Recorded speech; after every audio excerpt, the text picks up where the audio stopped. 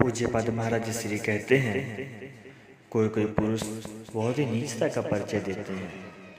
वे पति होकर अपनी ईश्वर के समान पूजा सेवा चाहते हैं, पर व्यवहार असुरों के समान करते हैं। वे शरीर को शासन में रखकर हठात प्रेम करवाना चाहते हैं। वे नहीं जानते कि प्रेम हृदय को जीत लेने पर ही संभव है। ऐसी अनेकों नारियां देखी जाती हैं जिनके हृदय में श्रद्धा विश्वास जागृत हो चुका है, धर्म भावना प्रबल है। भले ही वह विवेक रहित हो, पर वे उसे हटा नहीं सकते। ऐसी नारियों को यदि अनुकूल पति मिल गए हैं तो उनकी श्रद्धा पूजा में बाधा नहीं डालते। तब तो वे पति नारी हृदय के देवता बन जाते हैं। परंतु कहीं बाधक पति मिल गए हैं तो शरीर पर भले अधिकार जमा लें और असुरों के समान शरीर को शासन में रखें, परंतु प्रीति हृदय से होती है और हृदय से प्रीति के पात्र वे नहीं बन पाते। इसका परिणाम दोनों के लिए सुंदर शुभ नहीं होता। इसी को दैवी प्रकृति और आसुरी प्रकृति का बेमेल संबंध कहा जाता है।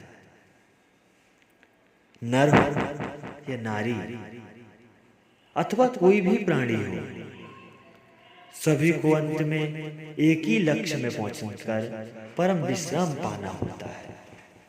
एक ही लक्ष्य, संपूर्ण प्राणी मात्र का एक ही लक्ष्य होता है, जीवन से मुक्ति। और मुक्ति भी मरने को मुक्ति नहीं कह सकते। ऐसा विश्राम पाना चाहता है जहां दुखों का पूर्णतया अभाव हो, जहां किसी प्रकार के अभावों की वेदना ही शेष नहीं रहती, जहां अभाव का ही अभाव हो जाता है। वह नित्य आनंद की प्राप्ति रहती है और इसी को मोक्ष प्राप्ति कहते हैं। मोक्ष, मोक्ष मिल जाने पर कर्म का बंधन नहीं रहता, भ्रांति नहीं रहती, माया का प्रभाव नहीं रहता। बुद्धिमती नारी को चाहिए कि जब कभी किसी सुसंग के द्वारा या किसी धर्म ग्रंथ के द्वारा जीवन के लक्ष्य का अंतिम उद्देश्य का पता लग जाए, तब से अपने परम लक्ष्य की प्राप्ति के लिए, अंतिम उद्देश्य की सिद्धि के लिए नित्य प्रयत्न करती रहे। जो नारी विद्या विचार शक्ति से रहित है, उन्हें तो संसारिक मान धन भोग सुख संयोग के अतिरिक्त मुक्ति भुक्ति शांति चाहिए ही नहीं। इसीलिए बुद्धिमती नारी को उन विचारहीन नारियों की भांति रोगी द्वेषी लोभी मोही अभिमानी सुख व भोग की कामी नहीं बनी रहनी चाहिए, बल्कि त्याग प्रेम दान को पूर्ण बनाना चाहिए। विचारशील नारी में ये सुन लेने के पश्चात फिर साधारण नारियों की भांति आचार्य विचार व्यवहार आधार नहीं रहना चाहिए। बहुत कर्म ऐसे होते हैं जिनमें आदत की अभ्यास की प्रधानता रहती है। विचार विवेक रखने वाली नारी भी प्राय आदत की दास्तान में बनी रहकर घरेलू कामों में परस्पर के व्यवहार में वार्तालाप में खान पान में अनेकों भूलें करती रहती है। उन भूलों के कारण स्वयं दुखी होती है और दूसरों को भी दुखी बनाती रहती है। एक शिक्षा पाने वाली देवी युवावस्था के आरंभ में ही विचार शक्ति का सदुपयोग अर्थात शरीर वाणी मन के द्वारा होने वाली क्रियाओं को सुंदर बनाने में जितनी सरलता से कर सकती है, उतनी सरलता से अशिक्षित नारी 50 वर्ष की आयु में अपनी गलत आदतों को नहीं बदल सकती। किसी भी बालिका में सुंदर वस्त्रों की, सुंदर आभूषणों की चाह या शरीर के श्रृंगार की कला अनायास ही आ जाती है। परंतु किस कदर के सुंदर वस्त्र धारण करने से नारी की सभ्यता सुरक्षित रह सकती है, यह श्रृंगार किसके लिए और कब करना चाहिए, इसका विवेक प्रायः सभी देवियों में नहीं पाया जाता है। जो नारी वस्त्र आभूषणों में, श्रृंगार में अपनी रुचि का पक्ष लेकर मर्यादा का ध्यान नहीं रखती, उसके मन में नित्य नए फैशन, नित्य नए आभूषण, नित्य नए वस्त्र का प्रभाव पड़ता रहता है। उसके द्वारा भ्रष्टाचार, दुर्व्यवहार का पोषण मिलता है, जो कि विचारशील विवेकी देवियों की दृष्टि से सर्वथा त्यागने योग्य है। जो नारी अपने जीवन को सुंदर बनाना चाहती हो, उसे अभी ये कभी अभिमान का त्याग करना ही पड़ता है और करना ही चाहिए। अभिमान भी देखो कई प्रकार का होता है। किसी को अपने रूप का अभिमान, तो किसी को अपने कुल का अभिमान, किसी को अपनी विद्या का अभिमान, किसी को अधिकार का, किसी के अंदर गुण है तो उस चीज का अभिमान, कोई तपस्वी है तो तप करने का अभिमान, अगर कोई त्यागी है तो उसको त्याग करने का अभिमान, या फिर छोटे होने या बड़े होने का अभिमान। इन कई प्रकार के अभिमानों में कोई भी एक ही प्रकार का अभिमान अनेकों पापों, अपराधों, अनर्थों को बहुत तेज हेतु बना देता है। और यदि सोचो, जब एक अभिमान संपूर्ण जीवन को समाप्त कर सकता है और किसी को कई अभिमान हो, रूप का, गुण का, विद्या का, अधिकार का, तो उसमें क्या ही हो सकता है। जब कोई देवी किसी को क्रोधवश कटु वाक्य कहती है, अपमान करती है, या किसी से घृणा, द्वेष वश किसी के दोषों की चर्चा करती है, किसी को अयोग्य, नीच, तुच्छ समझकर तिरस्कार करती है, न्यायाधीश पदाधिकार के बिना ही किसी को दंड देती है, तब किसी न किसी अभिमान के बल पर ही ऐसा करती है। किसी को गलत बोल रहे हो तो जरूर आपके अंदर कहीं न कहीं कुछ अभिमान है। जहां कहीं कटुता,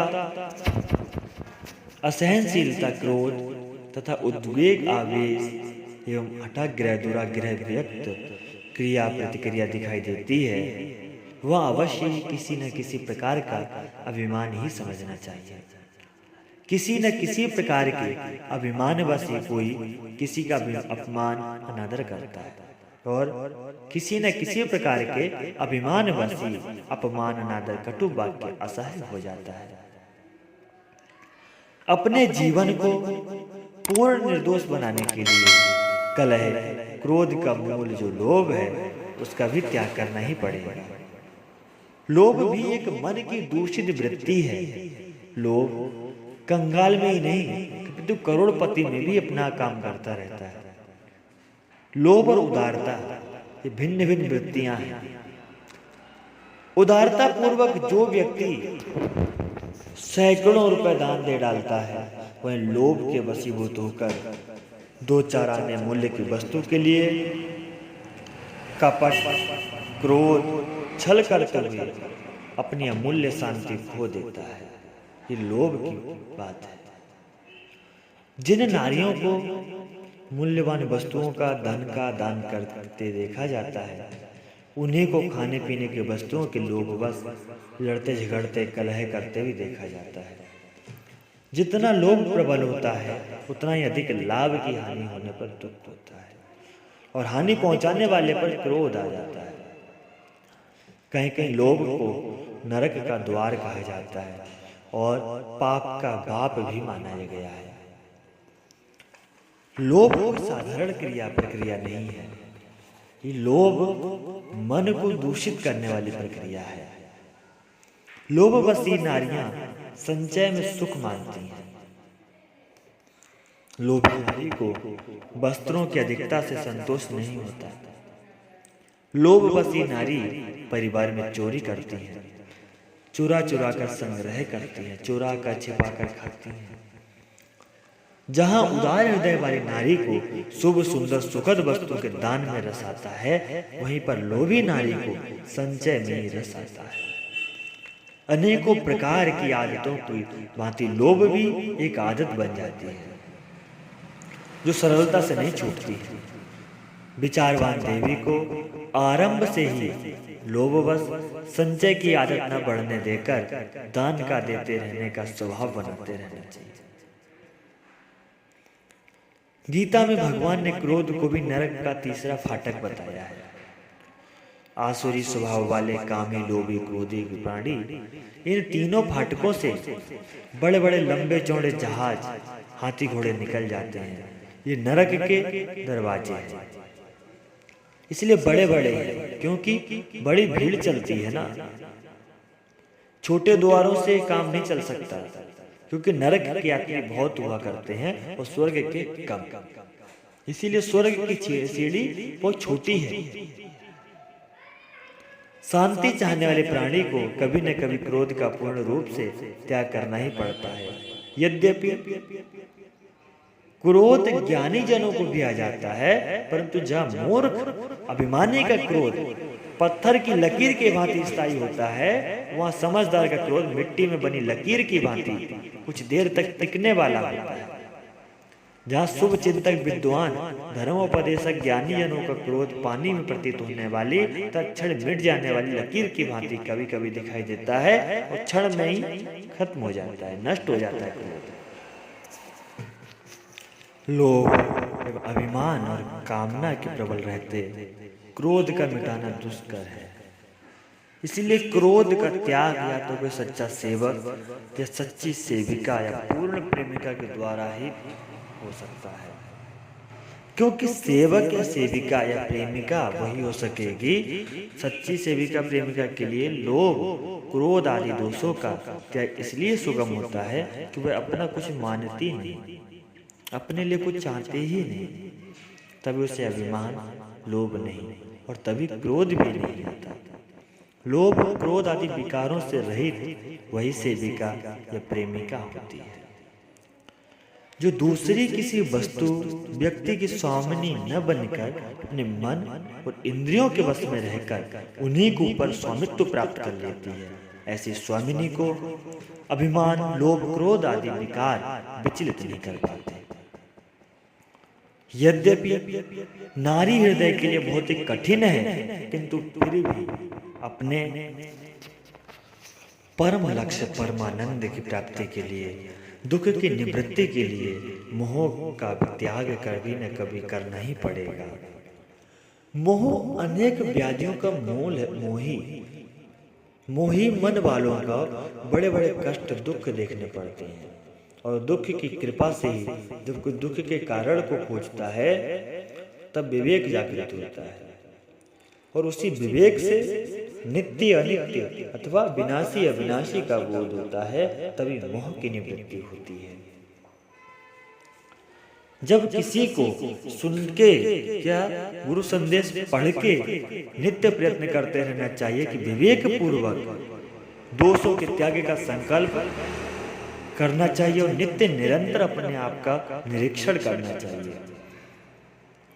विवेक प्रकाश में ही प्रत्येक कर्म के साथ जो भूलें होती हैं, जो भ्रांति हो जाती है, तो वह जहाँ अज्ञान अंधकार रहता है उसकी निवृत्ति हो सकती है। जिस किसी को ये सुन के गुरु संदेश सुनना या पढ़ने का या सुनने का समझने का सौभाग्य मिल रहा हो, वह चाहे बालिका हो या फिर माताएं बहनें, सुनते समय अपनी बुद्धि में विवेक का निरीक्षण करें।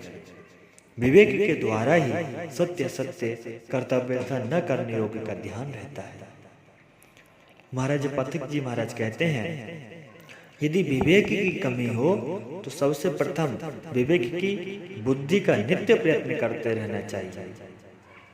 विवेक पूर्वक दोषों के त्याग का संकल्प करना चाहिए और नित्य निरंतर अपने आप का निरीक्षण करना चाहिए। विवेक प्रकाश में ही प्रत्येक कर्म के साथ जो भूलें होती हैं, जो भ्रांति हो जाती है अथवा जहाँ अज्ञान अंधकार रहता है, उसकी निवृत्ति हो जाती है। विवेक के द्वारा ही मोह की निवृत्ति होती है, तभी भली प्रकार कर्तव्य का पालन होता है और उसके पश्चात ही मुक्ति देने वाली प्रसन्नता प्राप्त होती है और उसके उपरांत तभी सत्य के प्रति जीवन समर्पित हो जाता है। त्याग के लिए पूर्ण रूप से मन तैयार हो जाता है। कर्म व्यवहार में विवेक पूर्वक मिली हुई शक्ति योग्यता परिस्थिति का सदुपयोग करने वाली 16 वर्ष की बालिका 80 वर्ष की वृद्धा से बहुत आगे है।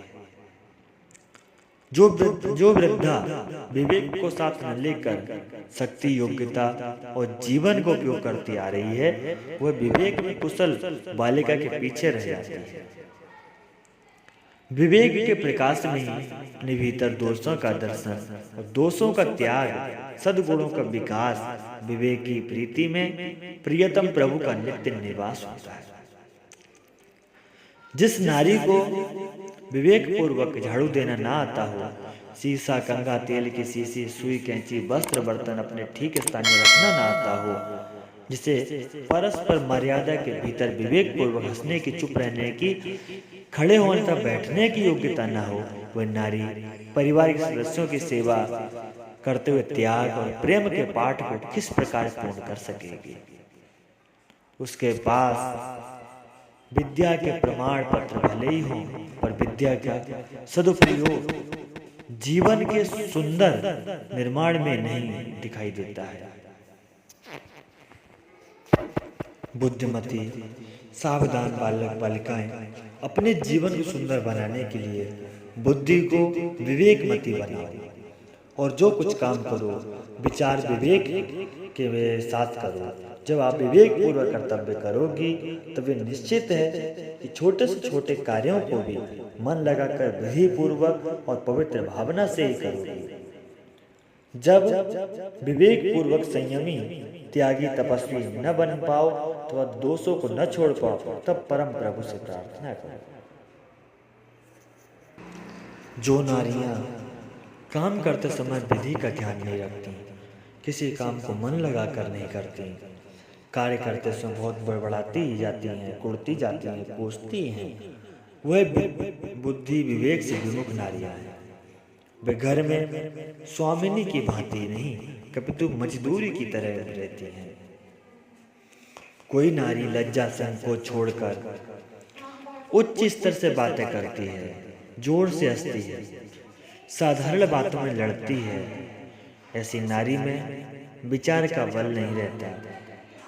प्रायः देखा जाता है विद्या बुद्धि की कमी में नारी बहुत ही अधिक प्रपंची होती है, पर चर्चा पर निंदा में उन्हें द्वेष पाप दिखाई देते ही नहीं, उन्हें समझना ही कठिन हो जाता है।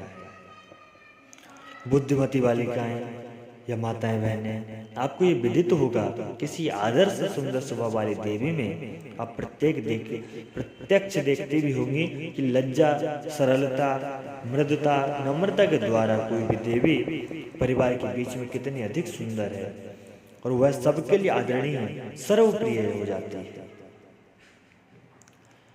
बाहरी मुखाकृति की सुंदरता को उतना महत्व नहीं देती जितनी भीतर के सुंदर पवित्र स्थान स्वभाव का मूल्य रखती है। आपको भी जीवन में सावधान रहना चाहिए, कहीं राग द्वेष के कारण, प्रमाद के कारण स्वभाव में कठोरता, वाचालता, कटुता प्रवेश न करने पाए। पुरुषों के सामने, बड़ों के सामने तो लज्जा, संकोच, सरलता पूर्वक व्यवहार बरतना ही है, अपितु छोटों के प्रति ये बालकों के सामने भी शिष्टाचार अत्यंत महत्वपूर्ण हो जाता है। संतान पर सर्वप्रथम माता का बड़ी बहनों के स्वभाव का प्रभाव पड़ता है।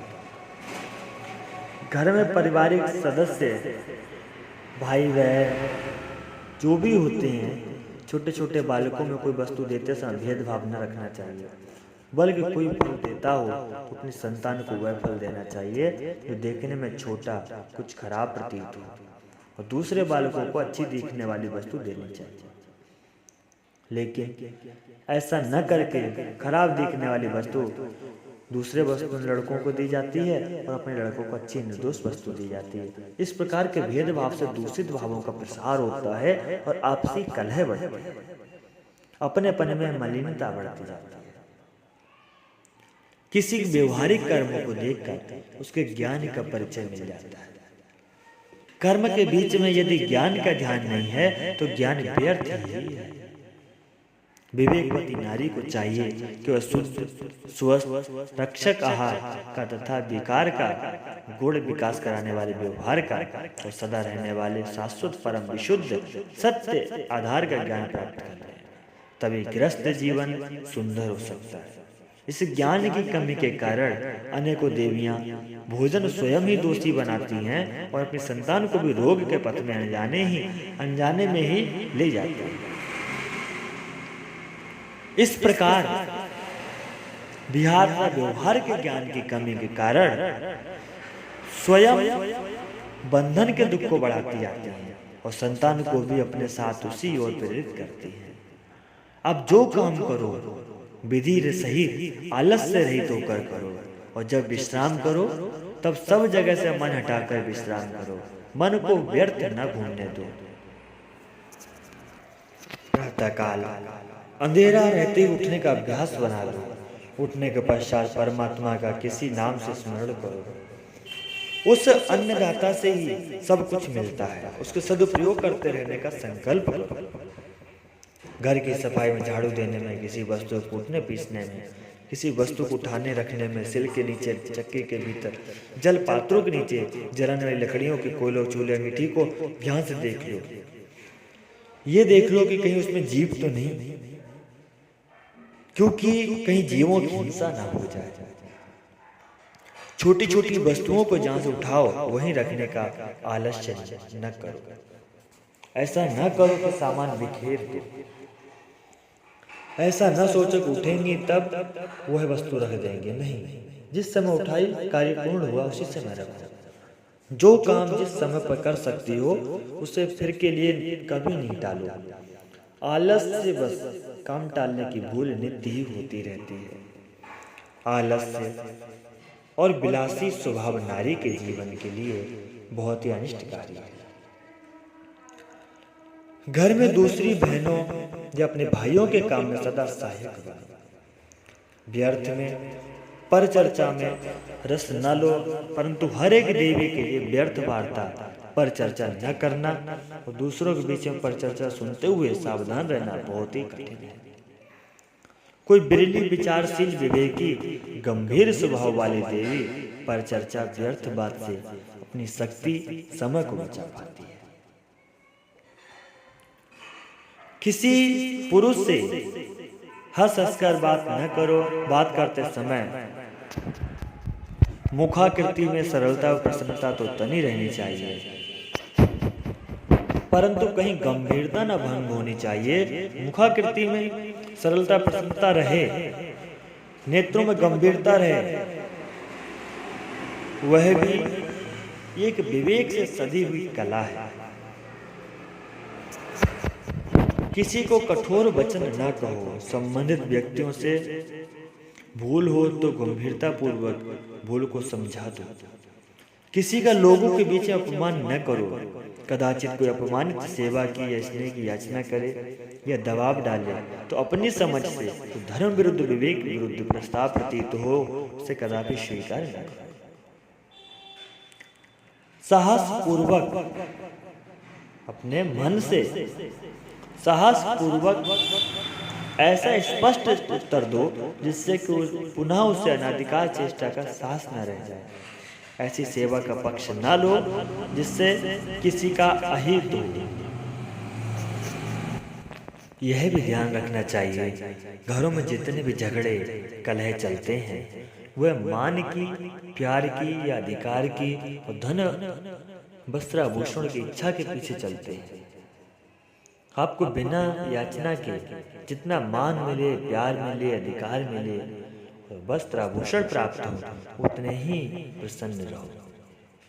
इस प्रकार की प्रसन्नता को ही संतोष कहते हैं। प्रयत्न अलग होता है और मान के लिए और प्रेम के लिए किसी के साथ कलह करना वह गलत है। कलह न करो। जो नारी लड़ झगड़ करके कलह, क्रोध के द्वारा मान, प्यार, अधिकार की कामना रखती है वह दरिद्र स्वभाव की नारी है। जो नारी उदार स्वभाव की होती है वो यथाशक्ति अपने अधिकारी स्वजनों को मान, प्यार, अधिकार का दान करती रहती है। जहाँ दरिद्र स्वभाव की नारी स्वर्गवत ग्रह को मान प्यार अधिकार की तृष्णावश नरक बना देती है, और वहीं पर उदार स्वभाव वाली देवी नरकवत घर को स्वर्ग बनाने में सफल हो जाती हैं। जो देवियाँ गीता के 16वें अध्याय की बताई हुई दैवी संपत्ति को धारण करती हैं, उसी का जीवन सुंदर होता है, सर्वहितकारी पुण्यमय होता है। और जो नारी आसुरी संपत्ति का पक्ष लेती है, वह तन से सुंदर ही क्यों न हो, पर उसका जीवन उत्तम नहीं होता। उसी के द्वारा व्यवहार में अनेकों पाप अपराध बनते रहते हैं। किसी भी नारी को सांसारिक धन वैभव मान प्यार संयोग तथा अनुकूल भोग प्रारब्ध अनुसार ही मिलते हैं। प्रारब्ध में मिलना है तो बिना मांगे ही मिलेंगे। यदि प्रारब्ध प्रतिकूल है तो चाहे कितना ही लड़े झगड़े कूदे चढ़े अधिक कुछ नहीं मिलेगा। कोई दैवी संपत्ति की धनी होना चाहती है, स्वयं दानीदार होना चाहती है, तब तो प्रारब्ध की प्रतीक्षा करके पुरुषार्थ प्रयत्न से ही स्वतंत्रता पूर्वक दैवी संपत्ति प्राप्त हो जाती है। यदि उसकी इच्छा कामना न करो जो दूसरे व्यक्तियों से प्राप्त होता है, तो आपको सहज ही यह दैवी संपत्ति प्राप्त हो जाएगी। जो परमेश्वर से मिला करती है उसे परमेश्वर के प्रेमी से ही प्राप्त कर पाते हैं। आप इतना अधिक विवेक बढ़ा लो जिससे अपने आप में ही अर्थात चैतन्य स्वरूप आत्मा में तृप्त रहो, संतुष्ट रहो, प्रसन्न रहो। यदि आप अपनी प्रसन्नता किसी अन्य पर निर्भर न करो तो संसार में आपको कहीं आपत्ति एवं कष्टों की प्रतीति न होगी। आपके आसपास जो कोई आएगा बैठेगा उसे अनोखी तृप्ति की अनुभूति होगी। दैवी संपत्ति के गुणों की यही महिमा है। कई माताएं अपनी अयोग्य संतान को सुधार की बड़ी चिंता करती हैं। कोई देवी अपने पति को सदाचारी भक्त बनाने के लिए बड़ी चिंतित दुखी रहती है। विचारवान देवी को अपने संबंधियों के सुधार का प्रयत्न तो करना ही चाहिए, और वही प्रयत्न करना चाहिए जिससे अपने शक्ति योग्यता सामर्थ्य का दुरुपयोग न हो। मर्यादित प्रयत्न करते हुए चिंता न करनी चाहिए। दुखी न होना चाहिए। किसी के लिए चिंतित होना, दुखी होना अपनी अनुकूलता का प्रश्न है और वह मोहवश होता है। इसलिए मोही नहीं बनना है, हमें निष्काम प्रेमी बनना है। जो नारी अपने कर्तव्य के भीतर सब कार्य करती है वह चिंतित और दुखी नहीं रहती। चिंता में दुख की शक्ति समय का दुरुपयोग होता है।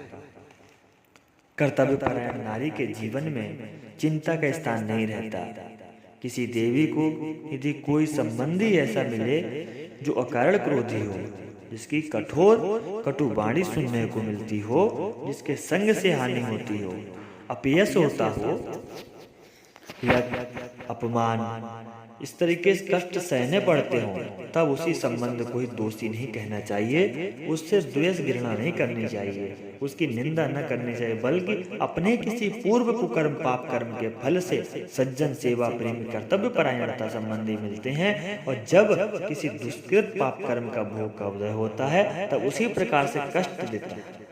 जब अपने पाप कर्म का फल भोग समाप्त हो जाता है तब या तो उस पर कठोर स्वभाव वाले कष्टदाता का हृदय ही बदल जाएगा, या फिर संबंध ही न रहेगा, अथवा वह संबंधी ही रहेगा। इसलिए भाग्य विधान से अपने आप मिलने वाले कष्टों के सहन करने से दुख ही तप बन जाता है। तप से कर्म का बंधन कटता है। पुण्य कर्म के द्वारा पाप क्षीण होते हैं। सेवा करने से स्वार्थ भावना नष्ट होती है। जिसकी बुद्धि में सत्य असत्य नित्य अनित्य अर्थात सदा एक रस रहने वाली और नित्य बदलने वाली वस्तुओं का विवेक हो जाए, उसे दिन रात के बीच अनेकों बार इन वाक्यों का मनन करना चाहिए। परमात्मा ही अपने सर्वस्व है। वह देह आदि वस्तुएं जो कुछ मिली हैं, ये सब कुछ भी अपनी नहीं है। वह सदा अपने साथ रहेंगी भी नहीं। जो कुछ मिला है उसका सेवा में सदुपयोग करना चाहिए। किसी जिस वस्तु की योग्यता का सामर्थ्य का सदुपयोग नहीं होता उसका भोग में ही दुरुपयोग होता है। नारी जीवन में कोई भी सद्गुण व दोष पराकाष्ठा में पहुंचा हुआ होता है। यदि नारी या कहीं ईर्ष्या, द्वेष, लोभ, क्रोध आदि विकार दिखाई देते हैं तो उनका वेग इतना प्रबल होता है कि नारी को घोर विकराल रूप वाली बना देता है। इसके विपरीत जहाँ कहीं दया, उदारता, सहनशीलता, विश्वास, श्रद्धा, प्रीति आदि सद्गुण जागृत होते हैं, वहाँ कभी भी कमी नहीं रहती। नारी हर बात में अति कर जाती है, इसीलिए नारी जीवन के लिए स्वच्छंद होकर कुछ भी करना मना है। क्योंकि नारी जीवन में भाव की प्रबलता तो अधिक होती ही है, पर विवेक और विचार की कमी रहती है। तभी नारी आंख बंद करके अपने उद्देश्य की पूर्ति के लिए दौड़ पड़ती है, और उस उद्देश्य पूर्ति के दौड़ने के बाद या उसके परिणाम को देखने के लिए नहीं ठहरती। इसीलिए बुद्धिमती नारी को विवेक और समझ का आश्रय बहुत ही सावधानी के लिए रहना चाहिए, या फिर विवेकी गुरुजनों, वृद्धों की आज्ञा लिए बिना कुछ भी नहीं करना चाहिए। ये सद्विवेकी की पहचान है। भूल अथवा ज्ञान की भेंट बड़ी बड़ी हानियों से अंत में अपने सर्वरूप विनाश के द्वारा चुकानी पड़ती है। इसीलिए नारी को अपने मन पर, तन पर, बुद्धि पर विश्वास न करके सदा विवेक और वृद्ध गुरुजनों का आशीर्वाद और उनका सहारा लेकर ही अपने जीवन की यात्रा प्रारंभ करनी चाहिए और उसी में अपना जीवन व्याप्त करना चाहिए। आलस्य, प्रमाद, स्वच्छंदता, इन तीनों दोषों के कारण बड़े बड़े बुद्धिमानों को भी जीवन में अभी सत लक्ष्य की प्राप्ति नहीं हो पाती। इन तीन दोषों के कारण ही मानव अनेकों बार शक्ति का दास तथा विनाश का कटु अनुभव करता है। नारी में यही तीनों दोष पतन के कारण बनते हैं। यदि नारी माता, पिता, पति, सास, ससुर, गुरुजनों की आज्ञा में चलती है तब तो इन तीनों दोषों का त्याग हो जाता है। ध्यान रखने की बात है कि समस्त सद्गुण नारी है। जिस आचरण से उन्नति हो, दोषों की पूर्णतः निवृत्ति हो, अबाधित शांति हो और दुखों से मुक्ति मिले, वही धर्माचरण है। जब कभी संसार से मुक्त होना हो तब के लिए स्मरण रखना कि परमात्मा से प्रीति बिना आसक्तियों का अंत नहीं होगा, और उन्हीं के नाते सेवा किए बिना स्वार्थ का अंत नहीं होगा। बैराग्य के बिना, दोषों के त्याग बिना, कामना छोड़े बिना दुखों का अंत नहीं होता। जैसे आस्तिक हुए बिना भगवत सरल समर्पण बिना दोषों का अंत नहीं होता। भगवान सदगुरु की कल्याणकारी आज्ञा पालन बिना अज्ञान रूपी रोग का अंत नहीं होता। संसार से निराश हुए बिना संसार की वस्तु, व्यक्ति के शासन का अंत नहीं होता। पूज्यपाद महाराज श्री पथिक जी महाराज कहते हैं, किसी भी वस्तु अथवा संबंधी जनों को अपना मानने से ही लोभ, मोह, ममता आदि दोषों की वृद्धि होती है और ममता से ही आसक्ति होती है। क्योंकि ममता से ही आशा का जन्म होता है और आशा ही वस्तु व्यक्ति के नीचे नचाती है। संबंधियों की ममता वियोग भय से और वस्तुओं की ममता हानि के भय से मुक्त नहीं होती। ममता के त्याग से प्रेम का उदय होता है। निश्चल प्रेम, जो कुछ मिले उसमें ममता आसक्ति न रखने से उसका सदुपयोग होने लगता है। यदि ममता ने छूटे तो सभी को अपना मानकर हितकर है, क्योंकि किसी को अपना मानने से राग द्वेष बढ़ता है, आपस में कलह बढ़ता है, और सबको अपना मानने से राग द्वेष मिट जाता है। केवल अपने को ही अपना मानने से त्याग प्रेम पूर्ण होता है। नारी को तीर्थों में घूमने की कामना नहीं रखनी चाहिए। तीर्थों में जाकर लौटने वालों की आचार, विचार, व्यवहार, कर्म पर विचार करना चाहिए, क्योंकि तीर्थ यात्रा करके तीर्थ यात्रा करके जो वापस लौटने पर यदि लोभ, मोह, अभिमान, क्रोध आदि विकार पहले की भांति बने रहे, व्यवहार में पाप, अपराध युक्त कर्म बढ़ते गए, तो तीर्थ यात्रा का फल क्या हुआ? तीर्थ का अर्थ ये नहीं हुआ कि आप जाओ और स्नान करके आ जाओ गंगा में। तीर्थ का अर्थ है यदि आप कहीं जा रहे हैं दर्शन करने, तीर्थ करने, तो वहां से कुछ सीखो, अपने जीवन में बदलाव लाओ, सत्कर्म की ओर बढ़ो, अपने धर्म का पालन करो। जब तक स्वयं कोई अपने आचार विचार कर्म में पवित्र ना हो जाए तब तक कहीं जाने मात्र से विशेष लाभ नहीं होता। और इसीलिए विचारवान नारी को वही तीर्थ समझना चाहिए जिसके सेवन से अर्थात सेवा से द्वेष दुर्गुण मिटते जाए, सद्गुण बढ़ते जाए, जिससे अंतःकरण शुद्ध निर्मल होता जाए, अंत में स्वयं ही तीर्थ स्वरूप हो जाए। यदि किसी देवी को माता पिता या पति के साथ तीर्थ यात्रा का सुयोग अनिच्छा पूर्वक मिल जाए, मन नहीं फिर भी मिल जाए, तब तो तीर्थ में जाकर ईश्वर स्मरण के बिना कहीं भी समय व्यर्थ न करना चाहिए। यथाशक्ति सुपात्रों को दान करना चाहिए और विरक्त संत महात्मा का पता लगाकर उनके सदुपदेश अवश्य श्रवण करना चाहिए, क्योंकि संत महापुरुषों की सत्संगति जिस तीर्थ में सुलभ न हो उस तीर्थ में दान स्नान पूर्ण ही माना जाता है।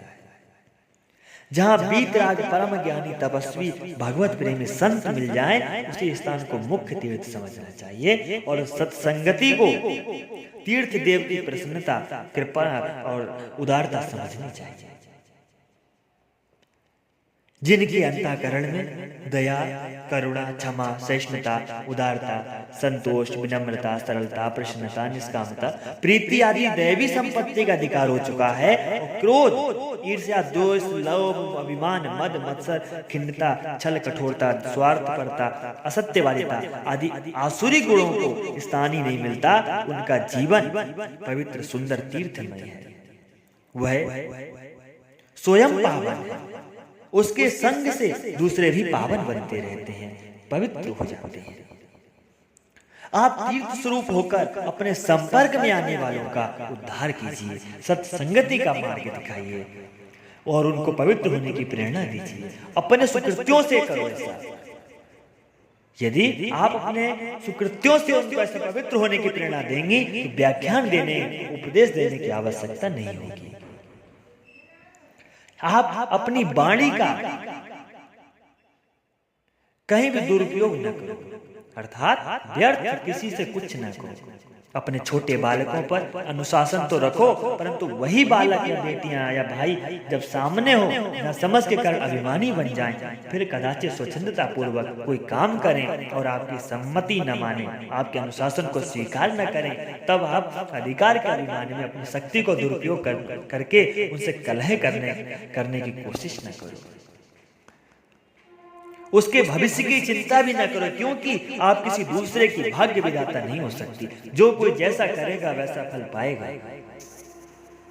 आप अपने को असंग बना लो, अपनी प्रसन्नता किसी संबंधी की उन्नति में निर्भर न करो।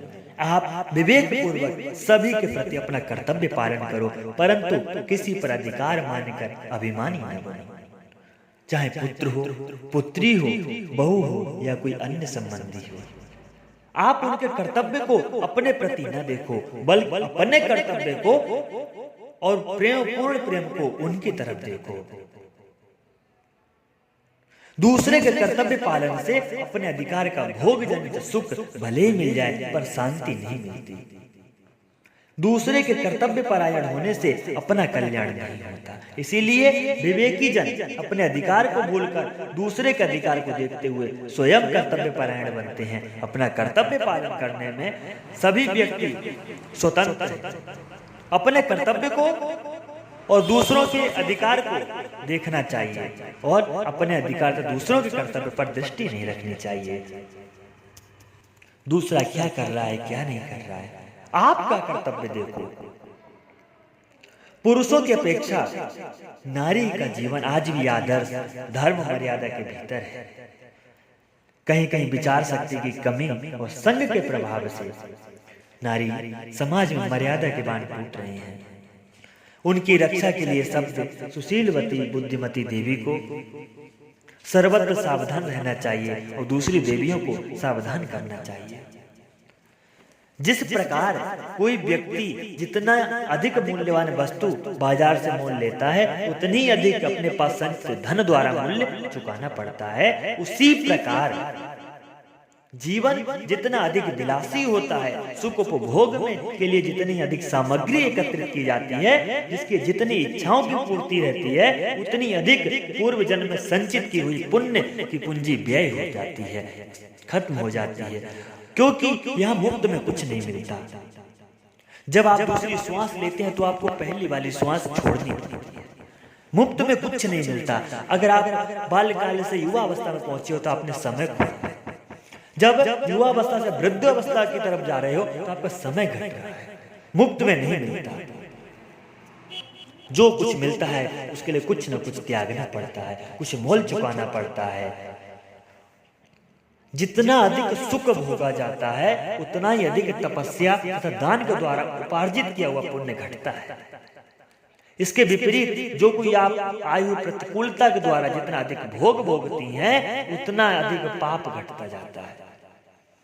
जिस नारी को अपनी संचित पुण्यों की पूंजी को घटाना हो, कंगाल बनना हो, वह दूसरों के द्वारा मिलने वाले मान के अधिकार को, धन का, प्यार का सुख भोगती रहे। किंतु जिसे अपने जीवन में पुण्यों की पूंजी बढ़ानी हो तो उसे चाहिए कि दूसरों के अधिकार के अनुसार मान का, प्यार तथा सुख का एवं सुखद वस्तुओं का दान करती है। जिस देवी को अपने पूर्व में बने हुए पापों, अपराधों के फल को समाप्त करना हो, वह अपने आप आने वाली प्रतिकूलताओं को सहती रहे। किसी को दोषी या दुखदाता न माने, और जिस देवी को अपने भविष्य के जीवन में पाप बढ़ाना हो तो दूसरों को दुख देती रहे। जो कुछ दिया है वही कई गुना अधिक होकर अपने जीवन में लौट कर आता है। इसीलिए जीवन में दुख सह लेना, किसी को दुख देना नहीं, और सुख अकेले भोग नहीं करना। दूसरों को सुख बांटो और दुख अकेले सहन करो।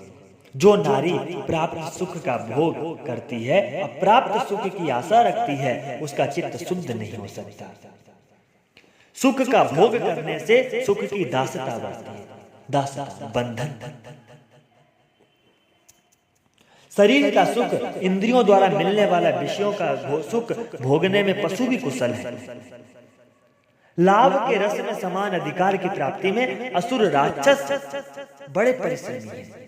किंतु पशु प्रकृति का दमन करके, आसुरी प्रकृति का निरोध करके अपने जीवन में सुंदर मानवता का निर्माण करने और एक दिव्य अवतार के लिए कोई बिरले ही नर नारी प्रयत्न करते हैं।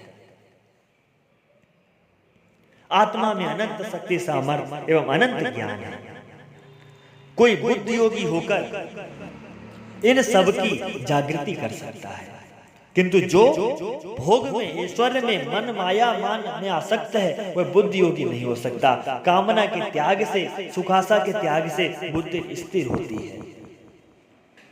आप बुद्धि योगी होकर ही व्यवहार में होने वाली भूलों की, भ्रांति को तथा अज्ञानवश होने वाले दोषों को देख सकोगी। जब दोषों और भूल, भ्रांति और अज्ञान होने का असहाय दुख होगा, तभी इन सबका त्याग करना चाहिए और तभी त्याग संभव होगा, सुगम और आसान होगा। जब तक आप मिली हुई वस्तुओं को तथा व्यक्तियों के संयोग का भोग करती रहोगी या सुख को भोग की आशा रखोगी, तब तक आपके अंतःकरण में अनेकों दोष दुर्गुण बनी रहेंगे। जब तक आप मिली हुई वस्तु की सेवा करोगी, तब तक आपके अंतःकरण के दोष दुर्गुण मिटते जाएंगे, चित्त पवित्र होता जाएगा। चित्त शुद्ध होने पर संग्रह का दान होने लगेगा। सुखासा के त्याग से स्वाधीनता सुलभ हो जाएगी। वस्तुओं में, व्यक्तियों में आसक्ति न रह जाएगी। विवेक विरोधी चेष्टाओं का, रुचियों का बहिष्कार हो जाएगा। सदा सत्य में, कर्तव्य में दृष्टि रहेगी। असत्य अनित्य में राग न रहेगा। परमात्मा से भेद न रहेगा, भिन्नता की प्रतीति न होगी, सदा चित्त शांत रहेगा, बुद्धि सम रहेगी, मन अचंचल रहकर सेवा में तल्लीन होगा, अहंकार अभिमान का त्याग होगा और तभी जीवन सुंदर होगा। अपने को जीवन संभालना है, जीवन को सुंदर बनाना है, बाहरी काया को नहीं, मन को सुंदर बनाना है। अपने शरीर को ही नहीं बल्कि संपूर्ण जीवन को सुंदर बनाने का अभिलाषा रखने वाली नारी यदि अपने सद कर्तव्य को पूर्ण करने की शक्ति चाहती हो तो जो कुछ नहीं करने योग्य है उसी भली प्रकार समझ लेना चाहिए। उसके त्याग करने पर ही आपको वह शक्ति प्राप्त हो जाएगी जिसके द्वारा आप शुभ सुंदर को पाने के लिए अशुभ असुंदर का त्याग करो, पुण्य बढ़ाने के लिए पाप को जानकर फिर पूर्णतया त्याग करो। नित्य निरंतर रहने वाले शांत रस को पाना चाहती हो तो सदा न रहने वाले अनित्य रस की आसक्ति का इच्छा का त्याग करो। यदि सम्मान प्यार चाहती हो तो दूसरों को धर्म मर्यादा सहित प्रेम देती रहो। सुंदर रूप चाहती हो तो सुंदर रूप का चिंतन करो, सद्गुणों की सेवा करो और उसके सद्गुणों का ही ध्यान करो। परम तत्व का सत्य ज्ञान चाहती हो तो किसी तत्ववेता ज्ञानी से पूछकर ज्ञान स्वरूप का ही ध्यान करती रहो।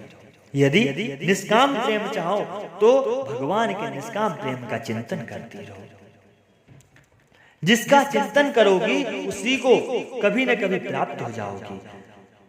अभी तक उसी को प्राप्त हुई हो तब सावधान होकर जान लो कि किसी का स्मरण चिंतन ध्यान करना चाहिए और किसको छोड़ना चाहिए। जब चिंतन स्मरण करो तब दैवी सद्गुणों का ही करो, दोषों दुर्गुणों का न करो। कुछ जरूरी बातें अगर कहें, स्मरणीय बातें, बुद्धिमती विवेकी नारी सदा नारी नहीं रहती।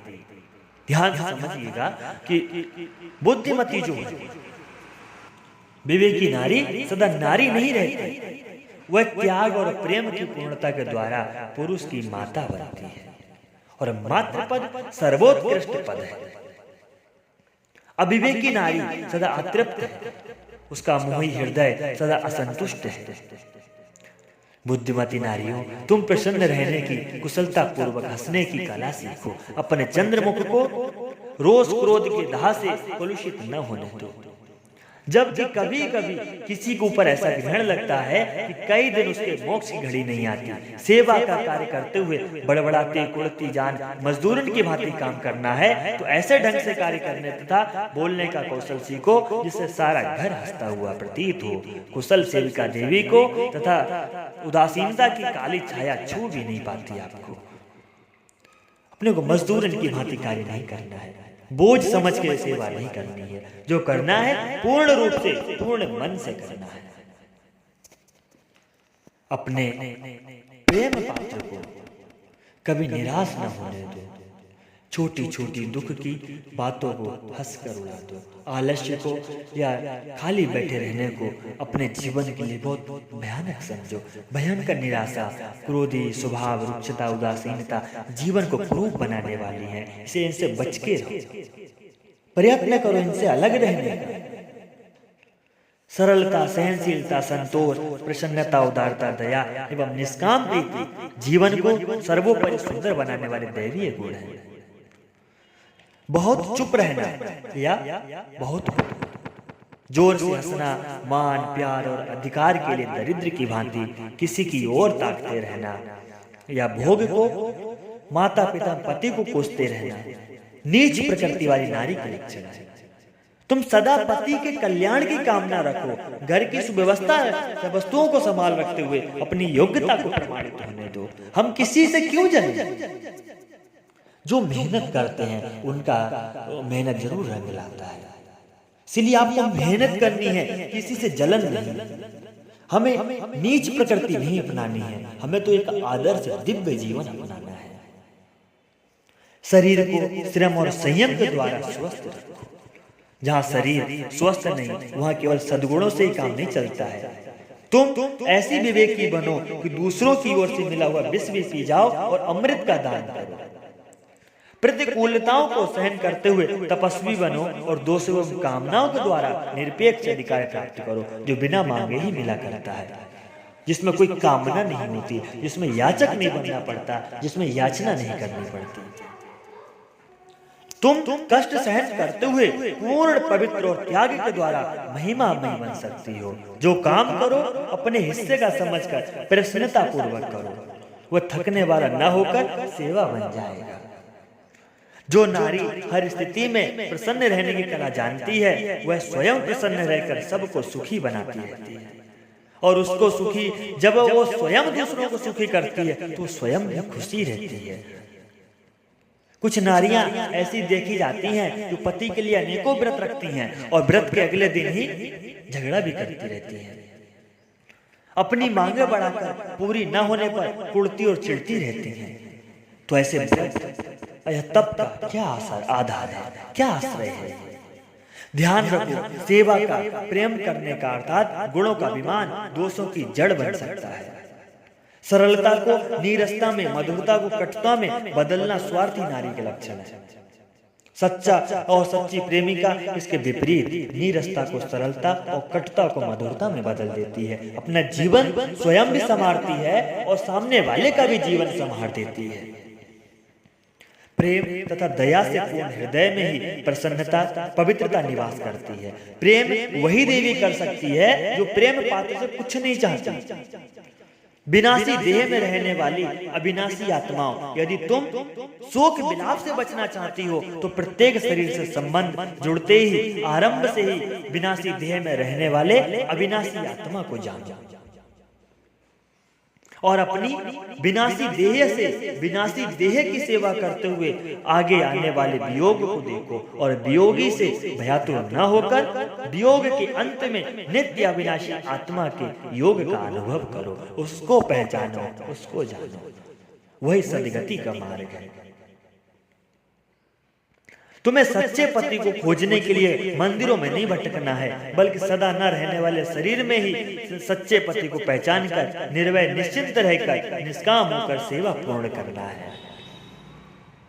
इस सत्य को केवल बुद्धि से विचार करके ही संतोष नहीं करना है, बल्कि नित्य निरंतर विनाशी जड़ देह में अविनाशी चेतन आत्मा को देखने का अभ्यास दृढ़ करना आवश्यक हो जाता है। सहस्त्रों विदुषी देवियां जानती हैं कि जो जन्म लिया है वह सदा नहीं रहेगा, और यह दूसरों को उपदेश भी देती हैं, परंतु जब पति के शरीर न रहने की आशंका मात्र से अधीरता से व्याकुल हो जाती है, क्योंकि विचार का स्थान और मोह का स्थान अलग अलग है। आप दूसरों को कह सकती हो, आप स्वयं भी जानती हो कि जब जन्म लिया है तो मृत्यु निश्चित है, तो फिर अपने पति की जब समय की बात आती है तो आप क्यों अधीर होती हो? आपको पहले से पता है, किंतु इसका कारण ये है कि मोह और उपदेश और विचार तीनों अलग अलग जगह पे होते हैं। तुमने सुना होगा, पढ़ा होगा कि पतिव्रता के लिए पति ही परमेश्वर है। पति की सेवा ईश्वर मानकर करनी चाहिए। पति में ईश्वर भाव कैसे दृढ़ हो सकता है, इसे भली भांति जान लो और दूसरों को समझाओ, क्योंकि अधिकतर सहस्त्रों नारियां विनाशी देह को पति मानती हैं, किंतु विनाशी देह में रहने वाले अविनाशी पति को नहीं जान पाती। विनाशी में अविनाशी को जानने के लिए गुरुजनों की आवश्यकता होती है, और अविनाशी को देखने के लिए ध्यान योग साधना की अपेक्षा होती है, जिसका नाम साधक जन जपते हैं। गीता में उन्हीं परम गुरु भगवान ने कहा है, नाश होने वाले सब देहों में जो समभाव से कहीं नहीं नाश होने वाले परमेश्वर को देखता है, वही सत्य को देखता है, वही सत्य को समझता है, वही सत्यवान बन जाता है। जो मूर्ख नारी है वे बुद्धि की जड़ता के कारण भले ही विचार न कर सकती हो, लेकिन शिक्षित नारी सत्य को सरलता से समझ सकती है कि सदा न रहने वाली देह में आने जाने वाले अविनाशी चेतन आत्मा से प्रेम करना ही अविनाशी पति से संबंधित रहना है। ज्ञान से वासना कामना समाप्त होने पर, यथार्थ सत्य का बोध होने पर पति पत्नी पिता पुत्र आदि संबंध मन से माने हुए दिखते हैं। दूसरों को देख देखकर इस समय बालिकाओं में उच्च कक्षा की डिग्री प्राप्त करने प्रबल कामना रहती है, परंतु वे नहीं देख पाती कि सबसे ऊंची शिक्षा प्राप्त करने पर भी वे सबसे अधिक अशांत हैं, असंतुष्ट हैं, मानसिक वेदना से व्यथित हैं। क्योंकि अपनी कल्पना से ही दूसरों के सर्वश्रेष्ठ सुखी मान लिया। सत्य नहीं पता कि सामने वाला सुखी है या नहीं, किंतु आपने मान लिया कि वो सामने बैठा है तो सुखी है। ऐसा नहीं है। सबके जीवन में कुछ क्षण सुख तो कुछ क्षण दुख होता है। तुम किसी के विषय में बड़े भाग्यशाली सर्वोपरि सुख संपन्न होने की कल्पना मत करो। किसी के बाहरी चित्र को देखकर मत पिघलो। यदि रीझना ही है तो आंतरिक चरित्र की सुंदरता पर रीझो। सत्य और हितकर तो यह है, तुम किसी अन्य की सुंदरता पर मोहित होकर अपने को हल्का न करो, बल्कि स्वयं को सर्वभाव से सुंदर बनाओ और इतना सुंदर बना लो कि सारा परिवार तुम्हें चाहे पर तुम परिवार से कुछ भी न चाहो। जब सेवा के बदले में, दान के बदले में, त्याग के बदले में, यहाँ तक प्रेम के बदले में कुछ चाहा जाता है, तब तक सेवा तथा दान में एवं त्याग में प्रेम में पूर्णता नहीं आती। चाहने वाले का जीवन सौंदर्यपूर्ण नहीं हो पाता। चाहने वाली देवी करोड़ों की धनी होने पर भी दरिद्र निर्धन ही बनी रहती है। पूर्ण धनी वही है जो कुछ भी नहीं चाहे, तभी दान त्याग प्रेम पूर्ण। यह भी समझ लो कि संसार का सुख तो तुम्हें किसी न किसी वस्तु या व्यक्ति के द्वारा ही मिलेगा, लेकिन जब कभी भूलते भटकते सुख उपभोग से थकने के पश्चात शांति की अभिलाषा हो, तब उसे कहीं बाहर खोजने की भूल न करना। उसे अपने भीतर ही खोजना। जो बाहर है वो खोजने से मिलेगा, किंतु जो वहीं पर है वहां तुम हो, वह तो खोजने से उपलब्ध होगा। वह खोजने से उपलब्ध होगा। तो बाहर ढूंढने से अच्छा है कि जब वहां तुम्हारे अंदर समाया है तो अंदर ही ढूंढो, और वही शांति है। जहाँ सनातन सत्य परमात्मा है और सत्य परमात्मा वही विद्यमान है जहाँ तुम स्वयं हो। यदि तुम अपने को ही नहीं जान सकी, तब शांत आनंद परमात्मा को पाने का प्रयास व्यर्थ है आपका। यह भी समझ लो कि अनेकों माता पिता अपनी संतान को भले और अच्छे बनने का उपदेश देते हैं, परंतु उनके उपदेशों का प्रभाव इसलिए नहीं पड़ता कि अपनी संतान के सामने ही परस्पर कलह करते हैं, दूसरों की निंदा करते हैं, परिवार में परस्पर भेदभाव की चर्चा करते हैं। उसका मन पर गहरा प्रभाव पड़ता है, परंतु जो समझाते हैं वह तो ऊपर ही रह जाता है। तुम अपने से छोटे बालक बालिकाओं के सामने यदि परस्पर लड़ाई झगड़ा कलह क्रोध निंदा ईर्ष्या द्वेष की बातें न करोगी, तो उन्हें पापों से बचाते हुए पुण्य कर्म को ही प्रेरणा देती रहोगी। वही बच्चों की सदगति का मार्ग है। स्वार्थी, लोभी, ईर्ष्यालु, दोषी कितने वर्ष मंदिरों की परिक्रमा, तीर्थों की यात्रा और पुष्पों पत्रों जल द्वारा पूजा करते हुए यदि दोष नहीं मिट पाता है तो शांति कदापि नहीं मिल सकती। ग्रामों में शिक्षित नारियां ही नहीं, कहीं कहीं शिक्षित महिलाएं भी ईर्ष्या द्वेष के कारण दूसरे की समृद्धि को नहीं देख पाती और स्वर्ग को नरक बना देती है। तुम विचारशील देवियों परस्पर अभी ईर्ष्या न करो। ईर्ष्या द्वेष से भयंकर विनाश होता है। अभी या कभी यथार्थ ज्ञान होने पर तुम जानोगी कि स्वयं तुम ही आनंद स्वरूप हो। सर्वत्र प्रतीत होने वाला सुख तुम ही हो, आनंद की छाया भी तुम ही हो। आलस्य को, निराशा और विपरीत विचारों को कभी भीतर स्थान न दो। कष्टों को धैर्य पूर्वक भोगते जाओ। सेवा त्याग के लिए साहस रखो। कुछ नौकरों की, कुछ धन संपत्ति की या अपनी बहुओं की वासनाओं की दास्ता में कितनी बन रही है, ये बहुत कम देख पाते हैं। जो देवी उत्तेजनाओं, वासनाओं में, आवेगों में, क्षणिक आवेश में होकर शक्ति का दुरुपयोग नहीं करती, वही सच्ची स्वामिनी कहलाती है। जब तुम्हारा हृदय प्रेम से भरा होगा, जब कुटिलता, छल कपट, दरिद्रता नष्ट हो जाएगी, तब तुम किसी से घृणा न करोगी, किसी को बुरा न कहोगी, किसी का बुरा न चाहोगी, तब पापों की, पापी के प्रति भी दया करुणा का ही व्यवहार होगा। तुम्हारा दिव्य जीवन तभी समझ आएगा जब द्वंद्वों का दुख तुम्हारे मन को व्यथित न कर पाए। न तुम दुखी होगी, न दूसरों को दुख करो न दोगी। दिव्य जीवन की पूर्णता के लिए हृदय को शुद्ध बनाना है।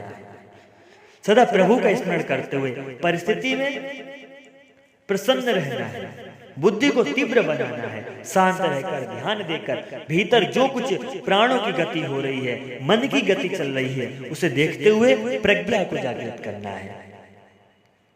तभी शाश्वत शांति एवं परमानंद का द्वार खुलेगा। पशुता से लौटकर प्रभुता तक पहुंचने की यही सच्ची साधना कहलाती है। शरीर को पति की इच्छा पर छोड़कर, मन बुद्धि को परम प्रभु की इच्छा पर छोड़कर सरल द्वारा परम गति प्राप्त करना दिव्य जीवन का उद्देश्य है। यह अवश्य मानना होगा कि वैराग्य एवं त्याग के लिए तथा प्रेम को शुद्ध संस्कारों की ओर इस जीवन में लगातार प्रयत्न करने की आवश्यकता है। प्राकृतिक विधान से देह तथा कर्मेंद्रियां, ज्ञानेंद्रियां, मन बुद्धि के साथ जीवन सभी नर नारियों को एक ही समान मिलता है, परंतु विद्या और विवेक की प्राप्ति के लिए विशेष प्रयत्न करना पड़ता है। कई पीढ़ियों से सेवा करते करते अच्छे कुल में, सज्जन परिवार में जन्म मिलता है। गुरुजनों के संग से एवं विशेष प्रयत्न के पश्चात प्रभु की कृपानुकंपा से गुरु विवेक जागृत होता है। तभी धन की तथा भोग सुखों की तृष्णा का त्याग हो पाता है। निर्धन नारी को ही नहीं, प्रत्युक्त धनी नारी को भी यह तृष्णा दरिद्रता बनी रहती है। तभी कहा है कि नहीं दरिद्र सम दुख जग माही, संत मिलन सम सुख कछु नाही।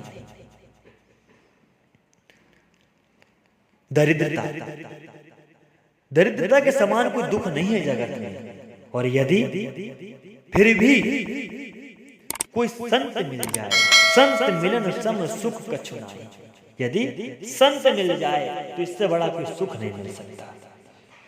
तो जीवन में संतों का संग बहुत ही महत्वपूर्ण है जीवन को सार्थक करने के लिए, क्योंकि संत ऐसे नहीं मिलते। संत का मिलना ही आपके पुण्य उदय होते हैं, और अपने भाग्य का उदय होना ही संतों का मिलन होता है। अनेकों नारी हैं जो अच्छे वस्त्रों से, आभूषणों से, धन से तथा अधिकार से, मान से बुढ़ापे तक संतुष्ट नहीं होती। भोगते भोगते देह समाप्त हो जाती है, परंतु तृष्णा समाप्त नहीं होती है। संचित पुण्यों के प्रताप से, प्रभु की कृपा से संत के वचन सुनने का सौभाग्य प्राप्त होता है। और विशेष श्रद्धा के द्वारा जब पाप पुण्य का, धर्म कर्म का, असत्य का, सत्य का विवेक प्राप्त होता है, तब विवेक की आदत होने पर अलौकिक सुख की उपलब्धि प्राप्त होती है। और वह सुख सच्चा सुख होता है। तुम दरिद्र नारियों की देखा देखी इस देह को ना सजाती रहो, चांदी सोने के लिए, वस्त्र आभूषण के लिए ही नहीं तरसती रहो। तुम अपने मन को, बुद्धि को शुद्ध बनाओ, अर्थात मन को कुभाव दुर्गुण से बचाकर पवित्र भावों एवं पवित्र विचारों से परिपूर्ण करो। जिस प्रकार विवेक विहीन नारियां दूसरों के अच्छे वस्त्रों को देखकर, अच्छे आभूषणों को देखकर उन्हें प्राप्त करने का संकल्प करती हैं, उसी प्रकार तुम सुंदर आभूषण, सुंदर स्वभाव वाली विवेकवती देवी के सद्गुणों, सद्विचारों को अपने आप में बढ़ाने का दृढ़ संकल्प करो, अपने जीवन में धारण करने का संकल्प करो। जिस शक्ति से तुम्हारे क्षुद्र, ओछे, अशुद्ध संकल्प पूरे होते आए हैं, उसी शक्ति से तुम शुभ, सुंदर, कल्याणकारी संकल्पों की पूर्ति कर सकती हो। साहस के साथ प्रयत्न करो, धैर्य न छोड़ो, तभी सफलता मिलेगी। जिस प्रकार तुम आरंभ से ही अपने संबंधियों से मान, प्यार, अधिकार तथा सुख देने वाली वस्तुओं को चाहती आई हो, उसी प्रकार अब चाहे ना छोड़कर अपने संबंधियों को अधिकार अनुसार मान दो, प्यार दो, अधिकार दो, सुख दो, पर दुख किसी को न दो। दूसरे के हित के लिए दुख सह लो। यदि सुख की आसक्ति स्वार्थी, लोभी, अभिमानी, कामी नहीं बनी है, तब तो आरंभ से ही सहिष्णुता को धीरों के कवच की भांति धारण कर सेवा क्षेत्र में उतारो। तुम अपनी सहिष्णुता के द्वारा अपने प्रति होने वाले अनादर को, अपमान को तथा किसी के कठोर कटु वाक्यों को अपने मन में प्रवेश ही न होने दो। तुम इतना सहन करो कि शांति भंग न होने पाए, यही तुम्हारी विजयी होगी। किसी अपमानित, दलित, सुखी, दुखी, सताई जाने वाली नारी की रक्षा करने में यदि तुम्हें संघर्ष करना पड़े तो अवश्य न्याय का विरोध बलपूर्वक करो, परंतु अपनी हानि देखकर, अपना अपमान समझकर क्रोध, ईर्ष्या, द्वेष, निंदा, कलह कदापि न करो। तुम आरंभ से ही वाणी में कटुता आने ही न दो। कठोर शब्दों के प्रयोग से डरती रहो, क्योंकि जो शब्द बार बार दोहराए जाते हैं उनका प्रयोग का सहज अभ्यास हो जाता है, फिर अभ्यास का बदलना सरल नहीं रह जाता। इसलिए तुम आरंभ से ही सावधान हो जाओ और शुभ सुंदर का ही पक्ष लो। जिस प्रीति के द्वारा दोषों का त्याग, सर्वस्व का दान तथा आत्मा का ज्ञान सुलभ होता है, उसी प्रीति से परम गुरु में श्रद्धा एवं परम प्रभु में भक्ति दृढ़ होती है। वही प्रीति जो नारी तन में या धन में अथवा सुख उपभोग में, नित्य नवीन वस्त्रों में, आभूषणों में अथवा परिवार के संबंधियों में ही लगाई रहती है, उसी की मति में घोर मूढ़ता है। मूढ़ पति के कारण ही वह सच्चे पति को आत्मा, परमात्मा तथा स्वयं अपने को नहीं समझ पाती है। आश्चर्य है कि आज के समय पर प्राय सभी लोगों को धन की कमी का, सुंदर रूप की कमी का, भोजन भोग सामग्री की कमी का, वस्त्राभूषणों की कमी का दुख होता है, पर सद विवेक, सद ज्ञान, सगुण स्वभाव की कमी का दुख नहीं होता। मन में रहने वाली मूर्ता का दुख नहीं होता। वस्त्र की तथा तन की मलिनता बहुत बुरी लगती है, परंतु मन की, बुद्धि की मलिनता का नहीं खटक। हाथ पैर मुख यदि साफ ना होता तो किसी सज्जन के सामने जाने में लज्जा आती है, परंतु ईर्ष्या, द्वेष, अभिमान, कपट, छल से तन मन कितना ही अशुद्ध हो, फिर भी लोगों के सम्मुख होने में लज्जा नहीं आती। अध्ययन करने वाली देवियों, इस प्रकार की भूल यदि तुमसे हो तो उसे त्याग देने का दृढ़ संकल्प कर लेना। यह समझ लेना कि जिस शक्ति में अनेकों अशुभ संकल्प पूर्ण होने के परिणाम में कभी दुर्गति का दुख भोगना पड़ता है, उसी शक्ति से शुभ संकल्प पूर्ण होने पर सद्गति का सुख सुलभ हो जाता है। सद्गति का सुलभ योग बनाओ। मूर्ख और मूढ़ मति वाली नारी जिस परिस्थिति की भोगी बनती है, जिन वस्तुओं के द्वारा लोभी बनती है, जिस श्रृंगार के द्वारा अभिमानी गर्विली बनती रहती है, जिस समागम में कामी, क्रोधी, ईर्ष्यालु, द्वेषी, निंदक बनती है, उस परिस्थिति में उन्हीं वस्तुओं के द्वारा, श्रृंगार के द्वारा एवं उसी उदार दानी, निराभिमानी, निष्काम सेविका परमार्थ सिद्धि की साधिका होती है। मूर्ख और मूढ़ मति वाली चतुर, चपल तथा स्वार्थ सिद्धि से निपुण नारी सहस्त्रों दिखती हैं, पर विदुषी, विवेकवती, कार्यकुशल, सेवापरायण, निष्काम प्रेमिका देवी कहीं कहीं एक दो ही देखी जाती है। वास्तव में सम्यक सही शिक्षा, आदर्श जीवन निर्माण की प्रेरणा सभी देवियों को सुलभ नहीं हो पाती है। जो देवी उत्तम संग द्वारा आदर्श जीवन की प्रेरणा प्राप्त भी करती है, वे भी पहले के पड़े हुए विपरीत अभ्यास को नहीं बदल पाती। यदि तुम में साहस हो तो क्रोध के स्थान पर क्षमा का अभ्यास बनाओ। जो कुछ लेते रहने का अभ्यास हो गया है, उसे ही चाहने वालों को देने का अभ्यास बनाओ। अधिक बोलने के स्थान में बहुत कम बोलने का अभ्यास बनाओ। जहां बीती बातों की याद करने और भविष्य की चिंता का अभ्यास बढ़ गया है, वहीं पर रह रहकर ईश्वर का स्मरण का एवं चेतन स्वरूप आत्मा के चिंतन का अभ्यास दृढ़ करो। जहां सब कुछ को अपना मानने का अभ्यास दृढ़ हो गया है, वहां पर उतनी बार भगवान को अपना मानने और कुछ भगवान का जानने का दृढ़ अभ्यास करो। जीवन को दिव्य जीवन बनाने का, दोषों को मिटाने का जब दृढ़ संकल्प होता है, तभी अशुद्ध अभ्यास के स्थान पर शुद्ध कल्याणकारी अभ्यास को दोहराते रहना ही सुगम हो जाता है।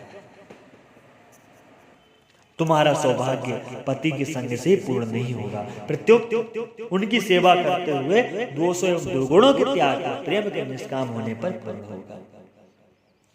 जो नारी असत्य होने का विरोध नहीं कर पाती, जो अनुशासन में नहीं रहती, जो स्वच्छंद होकर मन की पूर्ति करती है, जिसकी प्रीति स्थिर नहीं है, जिसके भीतर घृणा, ईर्ष्या, द्वेष, कलह, क्रोध, निंदा की दुष्प्रवृत्तियां दोहराती रहती हैं, उस नारी का अंतःकरण शुद्ध नहीं हो सकता। उसका ऊपर से दिखने वाला सौभाग्य दुर्भाग्य से घिरा हुआ रहता है। तुम ऐसी नारियों के संग से अपने हृदय को बचाते रहना। जब तुम किसी से वार्ता करो तब तुम्हारे वाक्यों के बीच में मधुरता रहे। तुम शांत भाव से बोलो, स्वल्प शब्दों में बोलो, सतोगुणी भाव से बोलो। शब्दों में आवेश, क्रोध, गर्मी न झलकने दो। निंदा घृणा से वाणी दूषित न होने दो। गरीब बहनों के आगे अपनी अमीरी का परिचय देने वाली मूल्यवान वस्त्राभूषणों से दूसरों की दीनताहीनता से खिन्न बनाने वाली महिलाएं सहस्त्र हैं, पर अपनी अमीरी से गरीब बहनों को सुख पहुंचाने वाली, उन्हें संतुष्ट करने वाली कुछ ही मिलती हैं। सच्ची सौभाग्यशाली वही देवी है जो भाग्यहीनता को अपने दुर्भाग्य का अनुभव न होने दे। वह स्वतः ही अपने को भाग्यवान समझने लगे। प्रेम से भरा हुआ हृदय उदारता नहीं होता है। वही सहानुभूति रखते हुए भाग्यहीन नारी को सुख संतुष्ट बनाता है। यदि कभी तुम्हारे द्वारा किसी के प्रति कठोर शब्द निकल जाए, तब उनके पीछे रहने वाले अहंकार को देखो और अहंकार पूर्वक होने वाली हिंसा को देखो। जिनकी आंखों में अहंकार की चर्बी छाई होती है, वही नहीं देख पाते। तुम किसी से प्रेम करने का गर्व न करो, क्योंकि ये तुम्हारा प्रेम नहीं है। यह तो प्रेम सिंधु परमात्मा की तुमसे एक लहर है, अथवा प्रेमालोक में प्रभु की एक किरण है। तुम्हें ईश्वर का सम्यक ज्ञान भले ही ना हो, तुम परमात्मा में ध्यान लगाने में समर्थ भले ही नहीं हो, फिर भी तुम परमात्मा का नाम स्मरण करने का अभ्यास ध्यान करो। जब स्मरण करते करते बुद्धि शुद्ध हो जाएगी, तब सब में और स्वयं में परमात्मा के निर्विकार चेतना को देखने का अभ्यास सरल हो जाएगा। मन ही मन परमेश्वर के नाम का स्मरण कर अभ्यास अवश्य बढ़ाओ। यदि पाप और प्रमाद नाम स्मरण में बाधा डाले, तब भी हठात नाम स्मरण करो, फिर भावपूर्वक यत्न करो। देह की आयु निश्चित अवधि के भीतर समाप्त होनी है। उसमें प्रत्येक दिन, प्रत्येक क्षण अपने को दुखों बंधनों से मुक्ति के लिए सार्थक करती रहो। विनम्रता पूर्वक श्रद्धा और सेवा से अहंकार की गांठ छूटती है।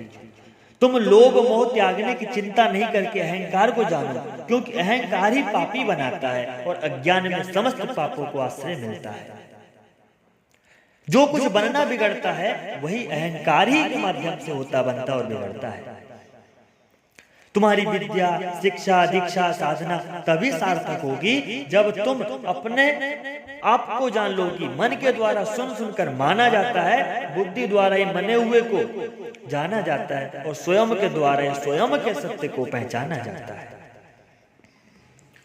यदि तुम्हारी बुद्धि में समझने की शक्ति ना हो, तो पढ़ती हो या सुनती हो, उसे समझ नहीं पाओगी। आंखों से देखना, कानों से सुनना, मुंह से बोलना तो पशु पक्षी भी जानते हैं। समझने की शक्ति जिसमें होती है, वही जीवन को मुक्त बना पाता है। मानव ही मुक्त होता है, पशु नहीं।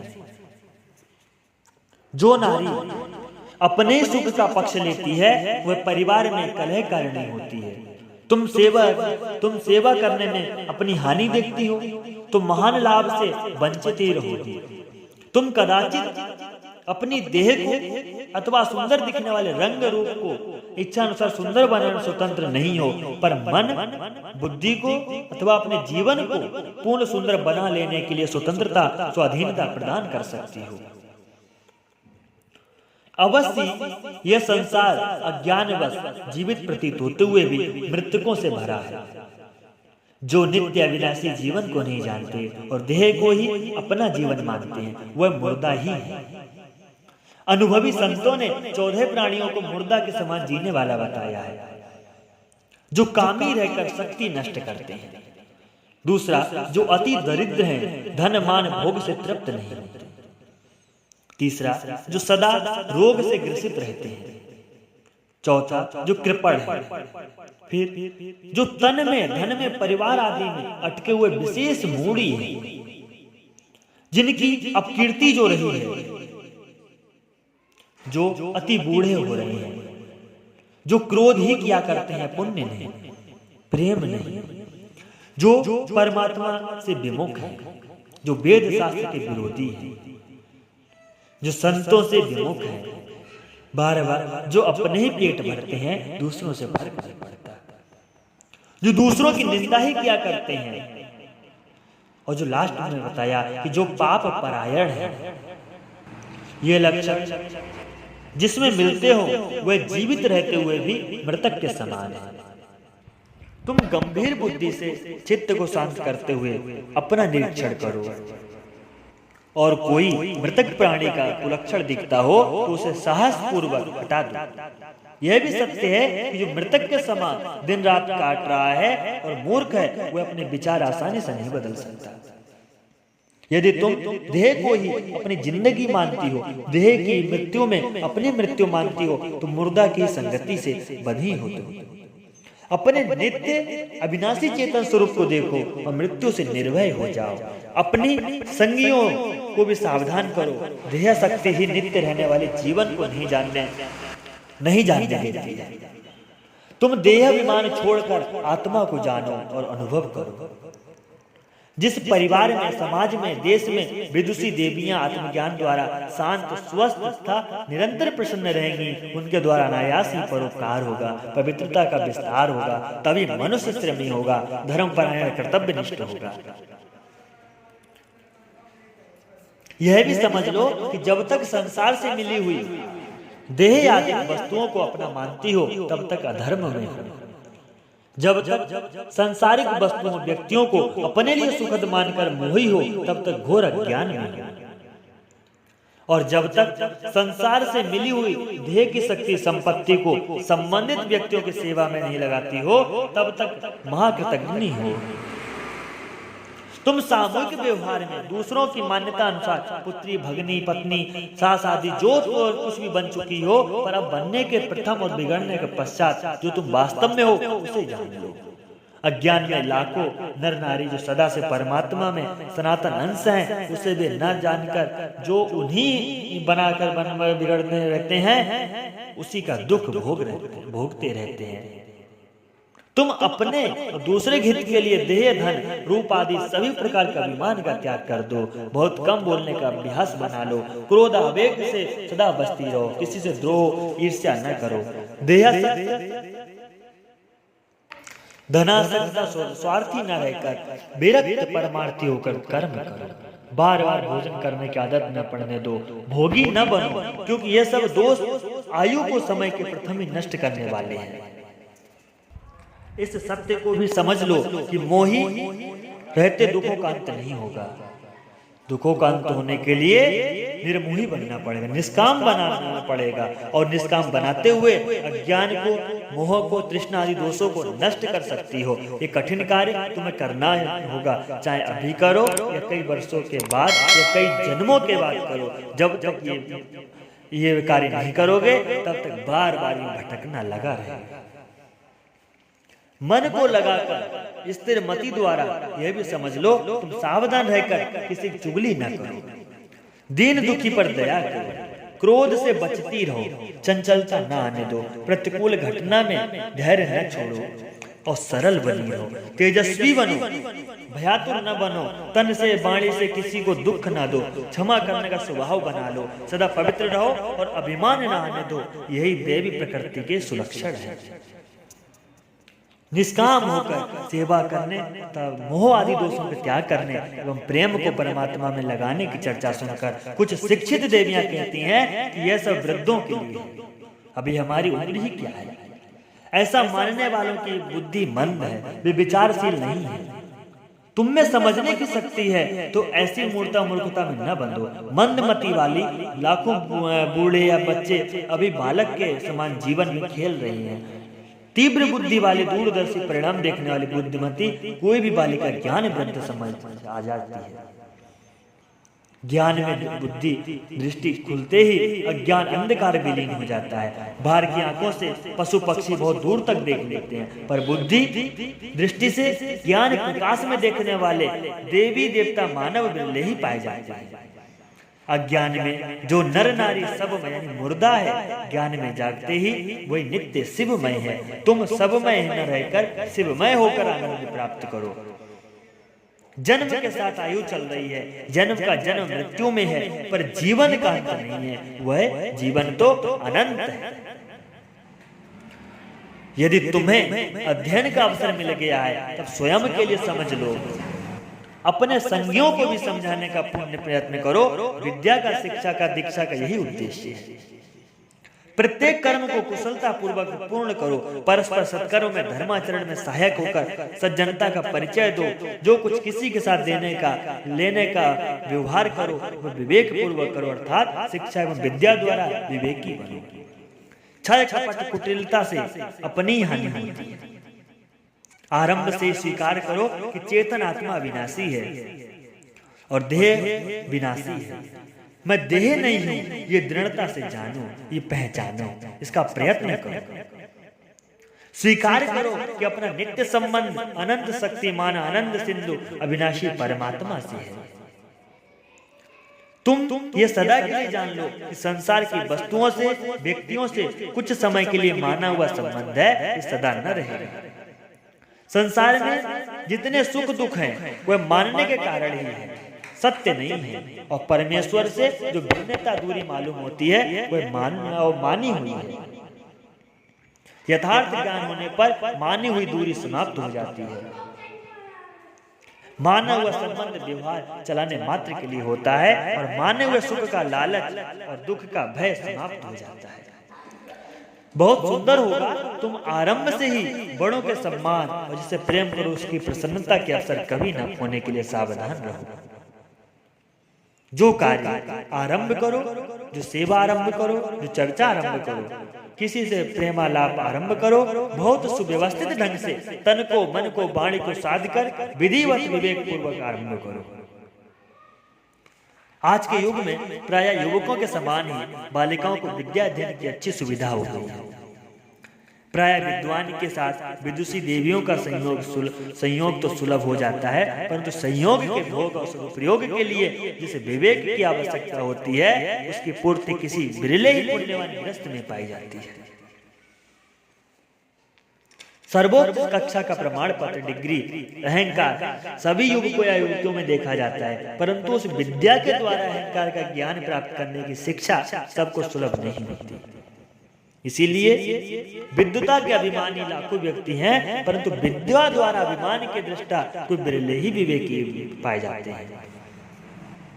जो विद्या मद से अभिमानोत्मत रहते हैं, जो विद्या के द्वारा नित्य विद्यमान अर्थात सदा सर्वदा रहने वाले सत्य परमात्मा को नहीं जानते मानते हैं, वह शिक्षक विद्यार्थी को यथार्थ सही शिक्षा नहीं दे पाते, क्योंकि शिक्षा सही नहीं है। इसीलिए शिक्षित विद्वान भी सही नहीं है, सत्यदर्शी नहीं है, असत्यगामी है, असत्य पथ में चलने वाला है। ऐसे व्यक्तियों से समाज का बहुत अहित होता है और अब भी हो रहा है। इस पाप से वही विद्वान विदुषी देवियां अपने को बचाने में समर्थ हो सकेंगे जो परिणाम को देखने वाले, दूरदर्शी सत्यदर्शी ज्ञान में देखने वाले को सुनेंगे, मानेंगे। अज्ञान में रहकर इस परमात्मा तक सहस्त्रों वर्ष यात्रा करके नहीं पहुंच सकती, ज्ञान में वहां और वही प्राप्ति का अनुभव कर सकती है।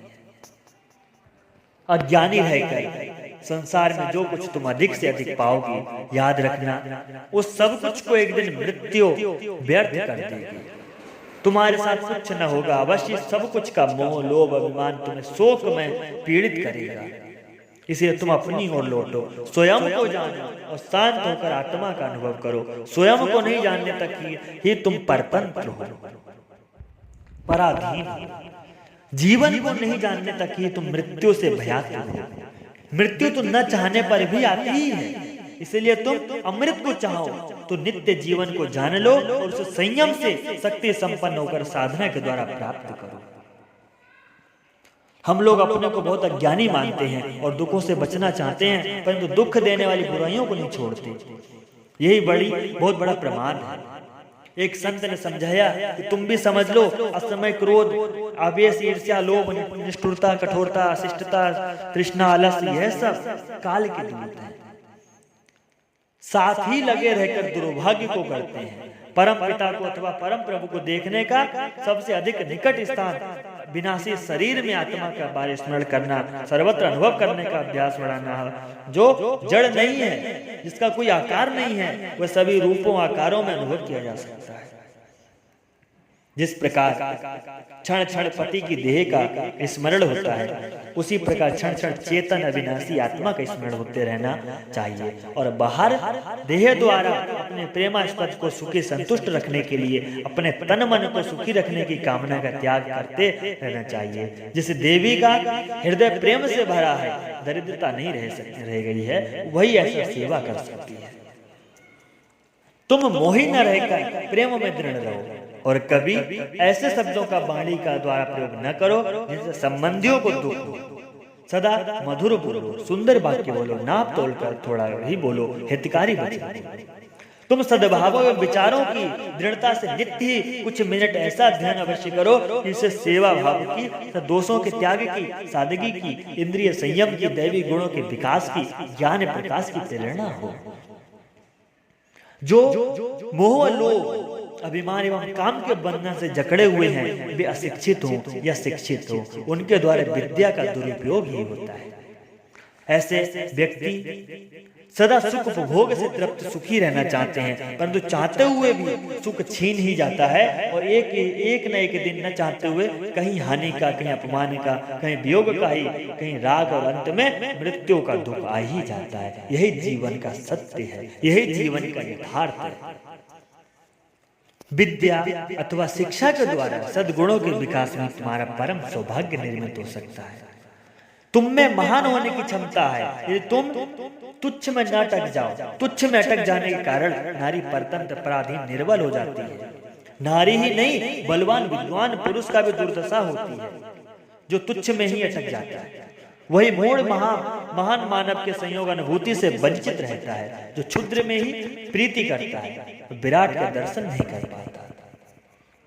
यदि तुम तन मन धन अथवा विद्या विवेक के द्वारा सेवा के बीज से कामनाओं का त्याग कर सकी, तब तुम्हें परमात्मा को अथवा परमानंद को, परम शांति खोजने किसी तीर्थ में न एवं किसी मंदिर में नहीं जाना होगा।